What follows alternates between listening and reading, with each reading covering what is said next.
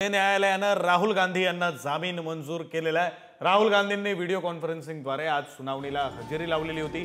सात्यकी सावरकर यांनी सावरकरांचा अपमान केल्याप्रकरणी याचिका दाखल केलेली होती आणि या याचिकेसंदर्भात या तक्रारी संदर्भात आता त्यांना जामीन मंजूर झालाय। पुढील सुनावणी ही 18 फेब्रुवारीला होणार आहे। आपले प्रतिनिधी ज्ञानेश्वर चौतमल आपल्यासोबत फोन लाईनवरून जोडले गेलेले आहेत। अधिकचा तपशील त्यांच्याकडून। ज्ञानेश्वर,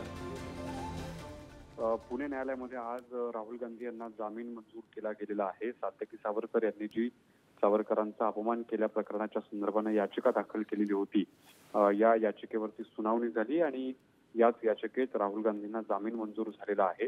राहुल गांधींनी व्हिडिओ कॉन्फरन्सिंगद्वारे आज सुनावणीला हजेरी लावलेली होती। या सगळ्या प्रकरणाच्या संदर्भाने पुढची कोर्टाने तारीख दिलेली आहे 18 फेब्रुवारीला। पुन्हा एकदा सुनावणी होणार आहे, पाहावं लागणार आहे त्या सुनावणीमध्ये नेमकं कोर्ट काय सांगते। बरं, धन्यवाद ज्ञानेश्वर तुम्ही दिलेल्या या सगळ्या तपशिलासाठी।